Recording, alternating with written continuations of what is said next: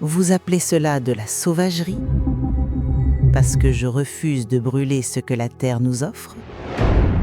Regardez vos enfants, roi Mansa.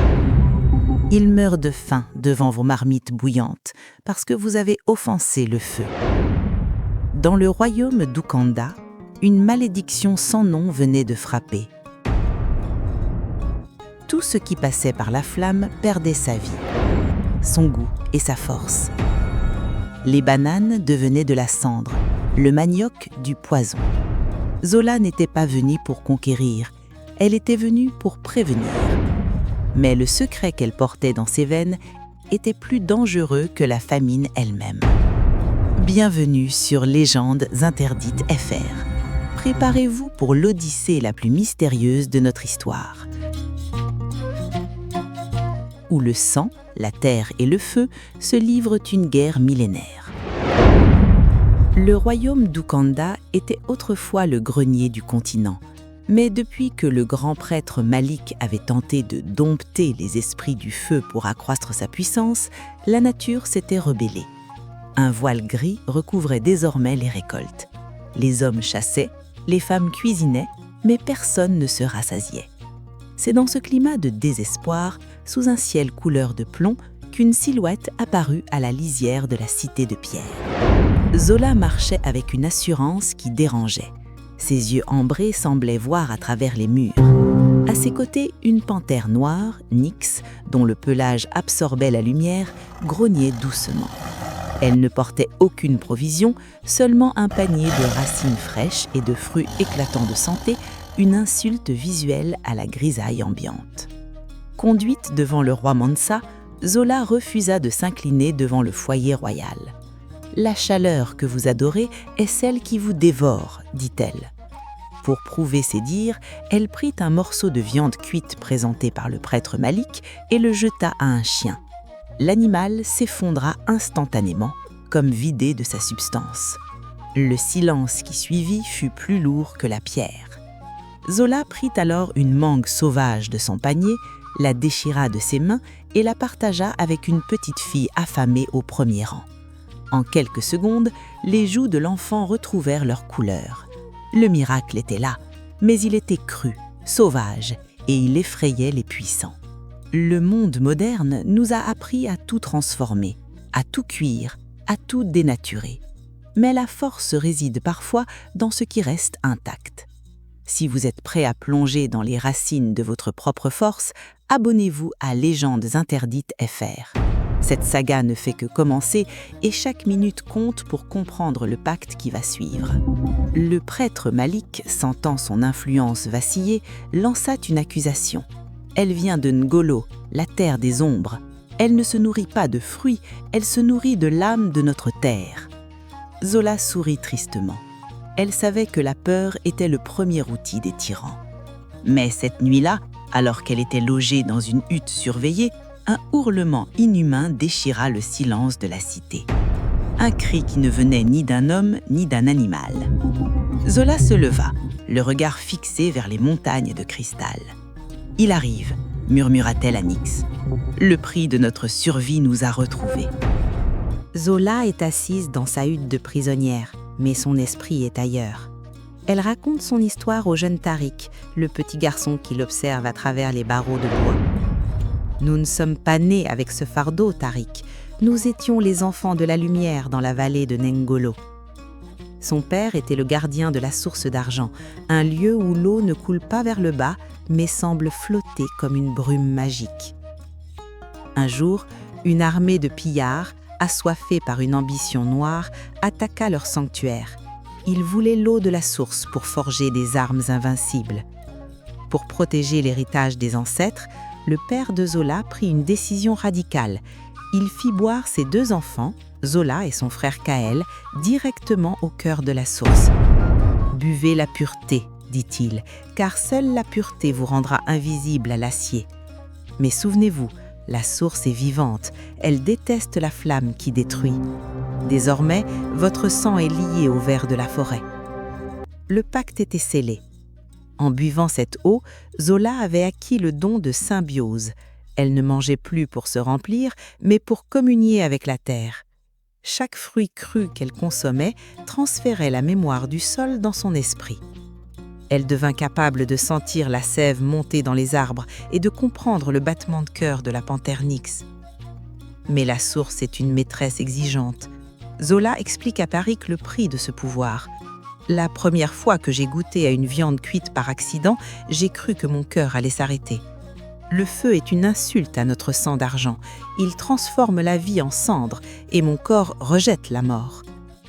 Le respect des interdits est ce qui sépare l'homme du chaos. En 2026, nous avons brisé tellement de règles naturelles que nous en oublions le prix à payer. Si vous aussi vous ressentez que notre lien avec la nature est en danger, cliquez sur le pouce bleu. C'est un signal fort pour que ces légendes continuent de réveiller les consciences. C'est ici que la voix de Zola tremble. Elle parle de Kaël, son frère. Nous étions censés rester unis dans le silence, mais Kaël était jeune, il a eu peur. Lors du rite de la source, au lieu de remercier les esprits, Kaël a hurlé. Il a laissé la peur entrer dans son sang avant que l'eau d'argent ne puisse le purifier. La magie s'est alors pervertie. Kaël n'est pas devenu un gardien, il est devenu un dévoreur. Pendant que Zola guérissait la vie, Kaël se transformait en une créature hybride, incapable de supporter la lumière du jour, condamnée à errer dans les grottes de cristal. Zola est à Okanda non seulement pour sauver le peuple de la famine, mais parce qu'elle sait que Kaël l'a suivi. Il a faim d'une faim que les racines ne peuvent combler. Et le grand prêtre Malik, dans son ombre, commence à comprendre qu'il peut utiliser la bête pour détruire la sainte. Alors que Zola finit son récit, les murs de la cité d'Ukanda tremblent. Un rougissement, plus profond et plus triste que le précédent, retentit. Ce n'est pas une attaque, c'est un appel à l'aide. Kaël est aux portes et il a déjà été repéré par les gardes de Malik, armés de flèches enflammées. Le hurlement qui déchire la nuit n'a plus rien d'humain. C'est un mélange de sanglots et de rugissements. C'est Kaël. La malédiction de la source d'argent a fini par dévorer son humanité. Son corps est recouvert d'un pelage sombre et épineux, ses griffes labourent la pierre comme si c'était du sable. Les gardes de la cité, paniqués, lâchent une pluie de flèches enflammées. Mais le feu, loin de l'arrêter, semble décupler sa rage. Kaël n'est plus un frère, il est devenu une force de la nature déchaînée, cherchant la seule lumière qu'il reconnaît encore dans ce monde, celle de sa sœur, Zola. Pendant que la cité sombre dans le chaos, le grand prêtre Malik voit son heure de gloire arriver. Il n'essaie pas de tuer Kaël, il veut le transformer en l'arme ultime pour discréditer Zola. « Regardez !» hurle-t-il au peuple terrifié. « Voici le démon que l'étrangère a attiré parmi nous. Elle nous prive du feu sacré pour nous livrer à ces monstres. » Malik utilise un sortilège interdit. Il jette une carcasse de viande cuite, imprégnée d'une drogue mystique, aux pieds de Kaël. La réaction est immédiate et atroce. Au contact du cuit, le sang de Kaël entre en ébullition. Sa transformation s'accélère, sa peau se craquelle, révélant des veines de lave noire. Il devient incontrôlable, dévastant tout sur son passage, non pas par méchanceté, mais par une agonie insupportable. Malik ordonne alors l'arrestation de Zola, l'accusant de haute trahison et de sorcellerie noire. La peur est le voile que les puissants jettent sur les yeux des ignorants. En 2026, la manipulation est partout, mais la vérité reste gravée dans la terre. Si vous aussi, vous sentez que cette trahison vous révolte, laissez un commentaire avec le mot « vérité ». C'est ainsi que nous bâtissons une communauté de conscience éveillée. Zola s'avance, sans armes, sans haine. Elle tend la main vers le museau fumant de Kaël. « Kaël, regarde-moi, c'est Zola. Souviens-toi du fleuve d'argent, souviens-toi de la promesse de notre père. » Pendant une seconde, le rouge des yeux de Kaël faiblit, laissant entrevoir une lueur de reconnaissance et de douleur infinie. Une larme de sang coule sur sa fourrure. Mais Malik, du haut des remparts, lance une boule de feu bleu qui frappe le sol entre eux. Le lien est rompu. Kaël, rendu fou par la douleur, s'enfuit vers les montagnes de cristal, emportant dans sa fuite le jeune Tariq qui avait tenté de s'approcher. Zola reste seule, entourée par les soldats de Malik, ses yeux d'ambre brûlant d'une résolution nouvelle. Elle n'a plus seulement un peuple à nourrir, elle a un frère à sauver et un traître à démasquer. Alors que Zola est de nouveau enchaîné, le roi Mansa, doutant pour la première fois de son prêtre, observe la scène en silence. Le conte à Vebourg a commencé. La cité de la cendre est au bord de l'explosion et le secret de la source est sur le point d'être révélé au monde entier. Zola n'est plus seule. Le miracle qu'elle a accompli en guérissant les enfants a porté ses fruits. Un groupe de villageois, mené par le courageux Tindi, infiltre les jardins royaux. Ils ont compris que Malik est le véritable incendiaire de leur royaume. Tandis que la panthère Nyx sème la confusion parmi les gardes du prêtre, Zola est libérée. Mais elle refuse de s'enfuir seule. « Si nous partons sans Kaël et sans Tariq, nous laissons notre futur dans les griffes du feu », déclare-t-elle. Elle convainc une partie du peuple de la suivre dans une expédition sans retour vers les montagnes de cristal, là où Kaël s'est réfugié. Des voix murmurantes qui promettent du pain chaud et de la viande rôtie. La marche est une épreuve de foi. Malik a envoyé ses spectres de fumée pour harceler les fugitifs. Le plus grand défi n'est pas le relief, mais la tentation. Les villageois voient des mirages de leurs plats préférés fumant. Zola doit intervenir. Ne mangez pas l'illusion, c'est la faim de votre âme qu'il essaie de piéger. Elle leur montre comment extraire l'eau des pierres de rosée et manger les mousses énergétiques des falaises. Ceux qui cèdent et tentent d'allumer un feu voient leurs flammes se transformer en serpents de cendre. La division s'installe et Zola doit user de toute sa sagesse pour maintenir l'unité de ce peuple qui n'a jamais vécu sans le confort de la flamme. Le plus dur n'est pas de combattre un ennemi visible, mais de combattre ses propres habitudes. En 2026, nous sommes tous esclaves de nos conforts. Si vous aussi vous pensez qu'il est temps de retrouver l'essentiel, cliquez sur le bouton de partage. Envoyez cette légende à quelqu'un qui a besoin de retrouver sa force intérieure.